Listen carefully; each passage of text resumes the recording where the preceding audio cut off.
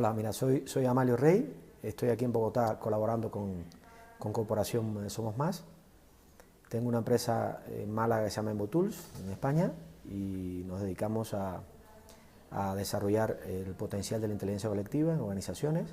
Trabajamos proyectos de innovación colectiva e innovación humanista, y una de las líneas que más nos interesa es el diseño de arquitecturas participativas para potenciar y conseguir que la inteligencia colectiva sea un mecanismo más eficiente, más eficaz y que contribuya a mejores resultados.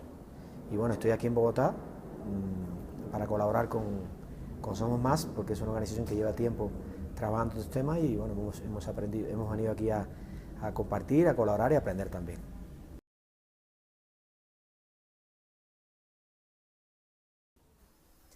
Eh, Quizás lo primero que habría que hacer es definir lo que es inteligencia colectiva, que hay muchas formas de definirlo, pero básicamente yo entiendo inteligencia colectiva como la capacidad de razonar, o sea, de reflexionar, de crear, de aprender, de resolver problemas o de tomar decisiones en grupo, en colectivo. Entonces, evidentemente, cuando hablamos, por ejemplo, de ecosistemas sociales, que son ámbitos en los que vosotros trabajáis, los ecosistemas sociales dependen en gran medida de las interdependencias que hay entre los miembros. Y cuando hablo de interdependencia me refiero a que siempre que un miembro haga cosas que afecten al otro, hay unos espacios que hay que estimular, que son espacios de negociación, son espacios en los que hay que ponerse de acuerdo, y en ese sentido es muy importante invertir esfuerzos en enriquecer las conexiones entre los miembros de ese ecosistema. Entonces en cualquier ecosistema donde hay interdependencias, va a venir bien que la gente aprenda trabajando juntos, que cree trabajando juntos, porque es una oportunidad para que las sinergias latentes que pueda haber entre los participantes de ese ecosistema se conviertan en aportaciones positivas para el resultado colectivo, ¿no? Para optimizar colectivamente el resultado del grupo. Me interesa mucho hacer hincapié en las sinergias, porque realmente cuando hablamos de ecosistemas o hablamos de que la inteligencia colectiva puede aportar aspectos positivos a un grupo, estamos pensando, en el fondo, lo que subyace en el fondo es la premisa de que las personas trabajando juntas pueden conseguir resultados diferentes a lo que conseguirían si cada uno trabajara de manera aislada. Y de eso se trata. Si eso lo queremos conseguir, de hecho no solo que se consigan resultados distintos, sino que se consigan resultados mejores, tenemos que invertir en capital social, tenemos que invertir en esas conexiones entre los participantes de ese ecosistema, y también tenemos que invertir y mejorar los mecanismos de agregación que nos van a permitir traducir las opiniones individuales aisladas, dispersas, en un punto de vista de grupo. Entonces, en ese sentido, la inteligencia colectiva bien hecha puede ayudar a que los colectivos tomen mejores decisiones, a que aprendamos juntos, a que consigamos resultados creativos mejores que los que se conseguirían de manera individual, y en ese camino creo que en el fondo lo más importante es aflorar sinergias latentes y canalizarlas a través de una arquitectura participativa que haga que ese resultado sea lo más eficaz y eficiente posible.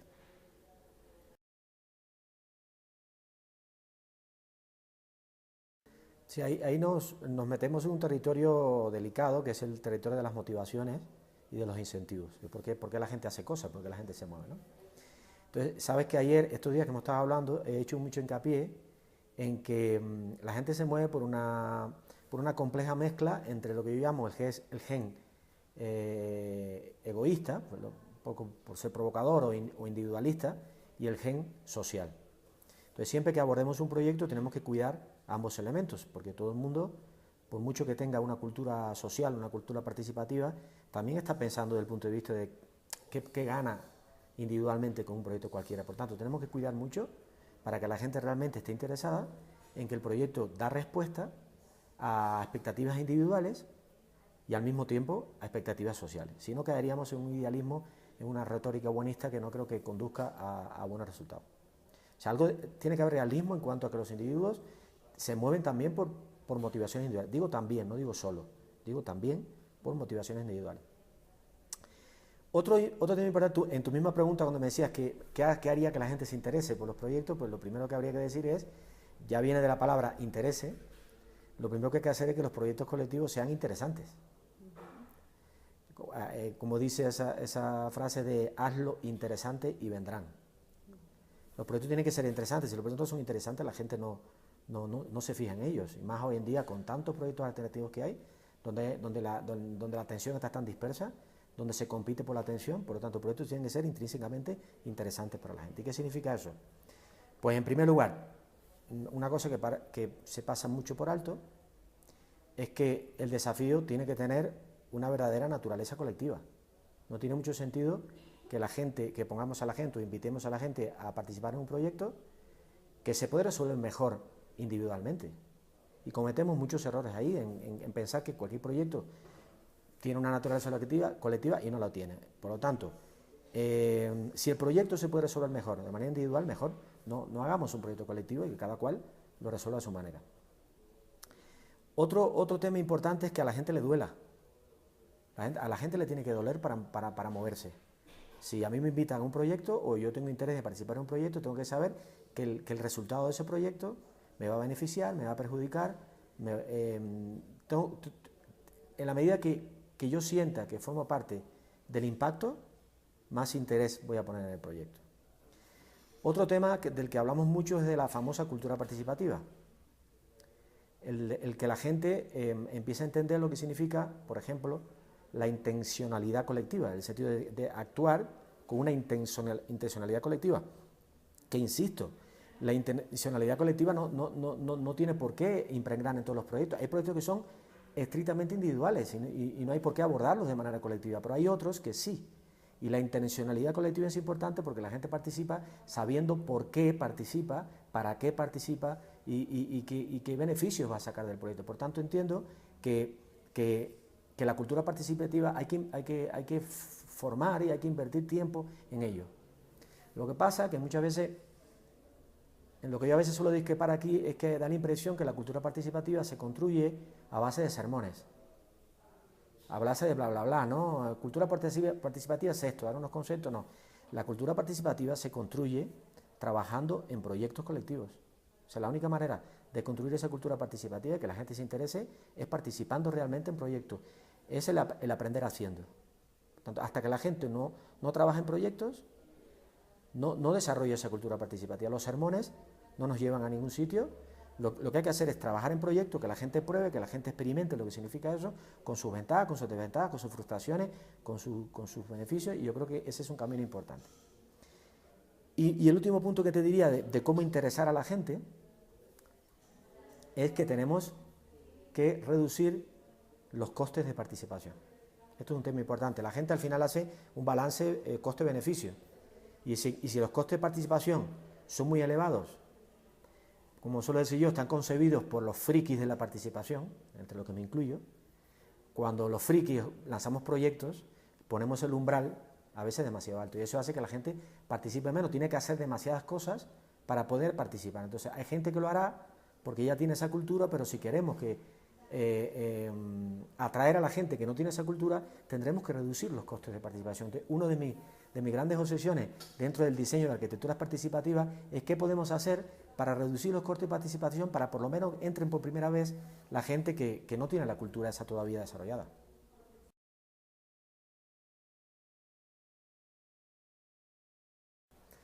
Sí, de eso creo que hemos estado hablando estos días en los debates que hemos tenido con el equipo de Somos Más y en la charla que dimos ayer en el evento que se hizo por la tarde. La verdad que yo a más avanzo en el tema de inteligencia colectiva, más complejo lo veo. O sea, más complejo lo veo y más siento que sé menos, ¿no? Porque, como ya sabes, estoy escribiendo un libro del tema y he hecho un trabajo de campo en el que ha participado muchísima gente y la diversidad de puntos de vista es extraordinaria y se me hace cada vez más complejo encontrar fórmulas para esto. Así que el 1, 2 y 3 no sé si voy a ser capaz de decírtelo, entre otras cosas porque además este es un tema que se hace incluso más complejo en la medida que lo intentamos colocar en un contexto sociopolítico que no estimula para nada a lo colectivo, que más bien tiende mucho más a que las soluciones sean individuales, ¿no? Entonces, el propio sistema no estimula que tengamos más experiencias de construcción colectiva. Por lo tanto, tenemos que generar esas experiencias muchas veces navegando como los salmones, navegando contra la corriente. Pero bueno, por decirte tres ideas que me parecen importantes, que son premisas que hay que cuidar mucho en procesos de inteligencia colectiva. El primero es quiénes participan. Cuando piensas en quiénes participan en el proceso, es muy importante garantizar que hay una diversidad en el colectivo que participa. Si hay una única opinión homogénea, pues evidentemente se va a perder muchísima riqueza en el punto de vista del grupo, y por exagerar un poco, si todos piensan lo mismo, no hacía falta hacer una reflexión colectiva, ya la opinión estaba dada. Entonces me parece importante que para que haya una riqueza en la reflexión y se produzcan estas sinergias, y que emerja esto que llamamos en inteligencia colectiva, que haya emergencia de nuevas ideas a las que no se hubiera podido llegar si se hubiera trabajado de manera individual, es fundamental que el colectivo que participe sea lo más diverso posible. Y yo suelo decir que lo que hay que hacer es introducir diversidad por diseño. Hay que estructurar mecanismos para asegurarnos que están en el grupo todas las piezas que hacen falta para que el resultado sea rico y para que sea inteligente. Claro, en el fondo hay un tema cultural muy claro, y es que hay algunas personas que ven la diversidad como una fuente de estrés, y hay otras personas que ven la diversidad como una fuente de curiosidad. Hay que trabajar eso muchísimo con la gente para que se dé cuenta que la diversidad no es una fuente de estrés. Algún estrés siempre hay, porque hay unos niveles de diversidad que son muy elevados, que pueden generar fricciones, pero bueno, las fricciones, si están bien gestionadas, nos pueden llevar a excelentes resultados. Mucho mejor es el beneficio del coste que genera. Un segundo punto que quizás es de lo que más estoy hablando últimamente, porque como me gusta mucho el diseño, que es el tema de la estructura. Si la conversación colectiva no es ordenada, es muy frustrante. Entonces, hay una serie que estoy trabajando en el libro que voy a publicar, hay una serie de premisas de diseño que pueden ayudar muchísimo a estructurar la conversación, a ordenarla, e incluso que los mecanismos de agregación que permiten traducir opiniones dispersas en una opinión colectiva sean legítimos, sean eficientes, para que no ocurra lo que a nosotros nos ocurre a menudo, que los procesos colectivos son tan desgastantes que mucha gente se queda en el camino porque no lo soporta por lo lentos que son. Entonces yo rescato mucho en la reflexión con los compañeros y las compañeras, rescato mucho la idea de que si no nos preocupamos por la eficiencia de los procesos colectivos, mal vamos. Los procesos colectivos tienen que ser eficaces y tienen que ser eficientes, en el sentido que tenemos que preocuparnos porque el desgaste que producen, que lo van a seguir produciendo, se minimicen en la medida de lo posible. Por tanto, por eso la tesis principal que defiendo en mi libro es que para mí la inteligencia colectiva es un desafío de diseño. Y estamos trabajando en las premisas de diseño que permitirían que la inteligencia colectiva sea más eficiente de lo que habitualmente es, según mi experiencia. Y me habéis dicho tres, ¿no? Y el tercero, que parece que me voy a contradecir con lo que he dicho antes, pero no, porque esto es así, es complejo, incluye todos los elementos, y es que no me gusta la visión de la inteligencia colectiva como una visión demasiado resultadista. Creo que hay que poner en valor también el proceso. De hecho, puede haber un grupo que se reúna, que trabaje un tiempo y que la decisión que tome al final no sea la mejor posible. Sin embargo, todo lo que se ha invertido en el proceso, toda la construcción colectiva que genera el proceso en términos de, por ejemplo, en términos de una mayor autoestima colectiva, en términos de más autonomía, en términos de más empoderamiento, en términos de una cultura participativa, en términos de tolerancia, todos esos byproducts o subproductos que genera el proceso también tienen muchísimo valor. Entonces, a la hora de juzgar si un proceso ha sido exitoso, si un proyecto de inteligencia colectiva ha sido exitoso, es reduccionista solo pensar en el resultado. También hay que poner la lupa en el proceso y ver qué efecto ha generado el proceso en la gente que participa. Entonces tiene que haber un equilibrio, del mismo modo que yo sería tonto en pensar que un proceso maravilloso que trae consigo unos resultados pésimos es un proyecto bien trabajado. Hay que trabajar tanto el proceso y valorar el proceso como los resultados.